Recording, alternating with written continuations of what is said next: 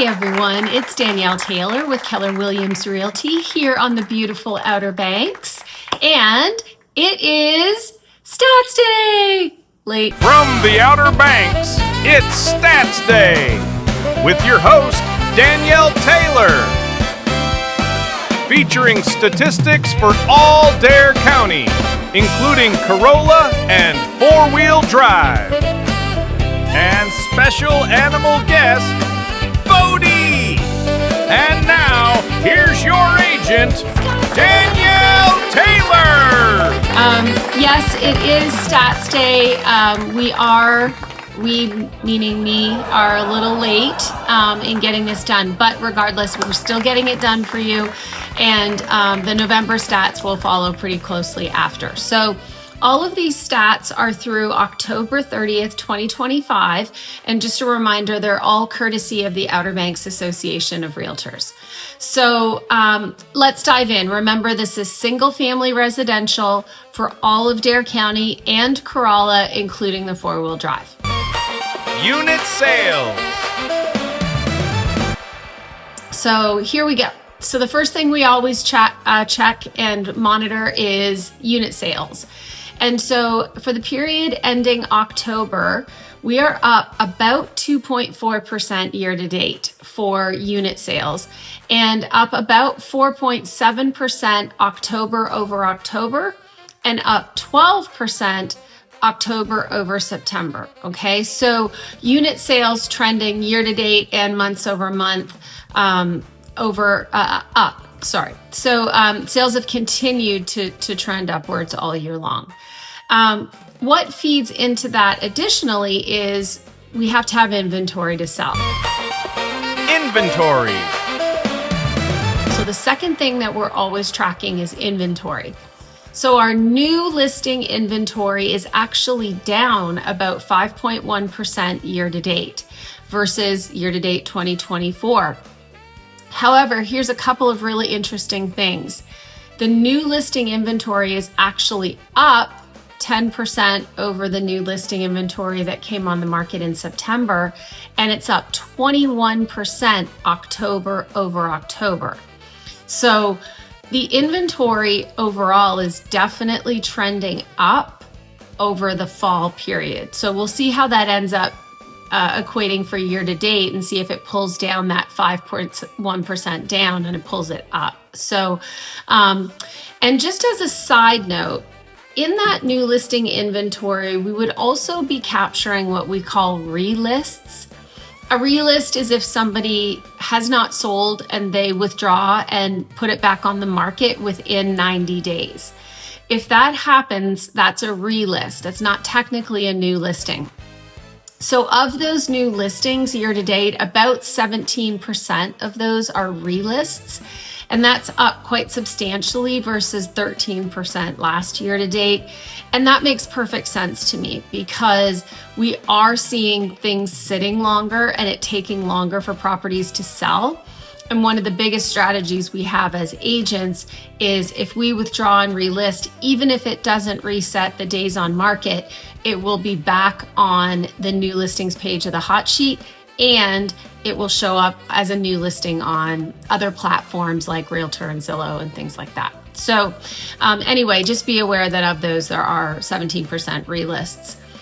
For the October properties that hit the market, 31% of those had already sold and gone under contract with an average days on market of 7. Okay, so that's been pretty consistent all year.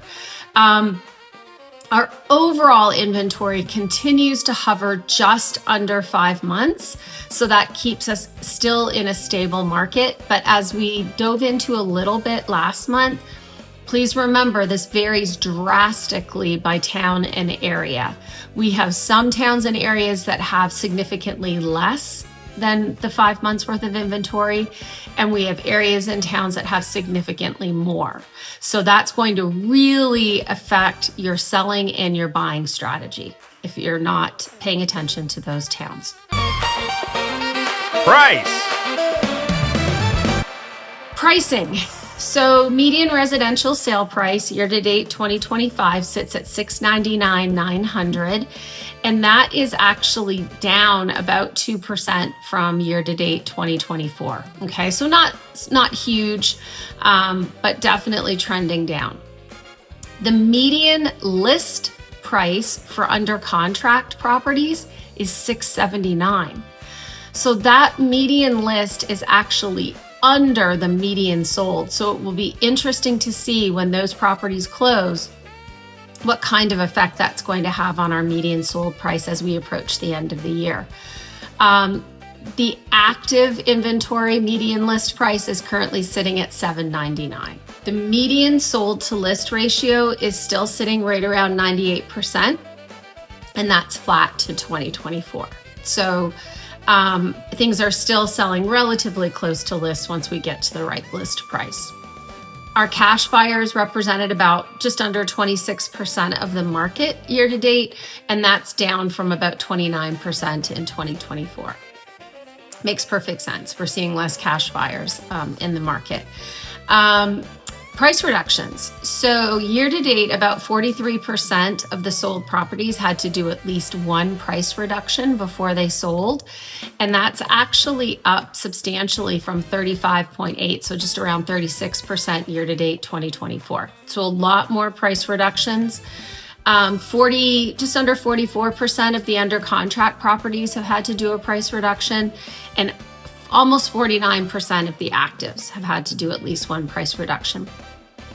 Interesting side note, and I think this is really important if you're a seller, and also if you're a buyer as a buying strategy, but for the properties that sold, if they did a price reduction, okay, so if they had to do a price reduction, they ended up selling at about 95.1% of their asking price and 89.3% of their original list price, okay? If they did not have to do any price reductions, they sold at 97.3% of asking and list because they're the same, okay? To further underscore this is the real aha, I think. The median sold price for properties that did not have to do a price reduction was $729.5. Okay. The median sold price for properties that had to do a price reduction was $665. That's huge. Just let that sink in. So if you are doing a price reduction, recognize that your overall end result is likely going to be less than if you had priced it properly in the first place. So just food for thought. Multiple offers, cattails, sorry about that. Multiple offers. So currently just under 16% indicated that they had received multiple offers, which is down a bit from year-to-date 2024, which sat about 17%. 12% of the properties that had to do a price reduction still ended up in multiples. So remember, once you hit the right price, the market will respond. Days on market. So average days on market is sitting at 72 for all of our sold inventory, and that's up substantially from 53 in 2024. Our under contract properties are sitting at about 69 days average on market, and actives are sitting at a whopping 121. So the properties that aren't priced right are continuing to be active and continuing to sit at getting close to double the amount of days that the sold properties did. So nothing major that has changed here, but I think the biggest aha for me is that information about how your prices end up with price reductions versus not. But overall, we're still continuing to track, and we'll still have November and December stats. And then in December, I'll probably sneak in my predictions for 2026. And then January will be our annual year in review on how 2025 did versus 2024. So as always, if you're not subscribed already, make sure you subscribe to the channel so you don't miss anything, and make sure you're getting our newsletter. There's a ton of information in there that we don't cover on this video. So make sure you're doing that. And as always, please reach out if you have questions about buying, selling, neighborhoods, differences. We'd love to talk to you. So have a great day, and we'll see you soon. Hey everyone, it's Danielle Taylor with Keller Williams Realty here on the beautiful Outer Banks.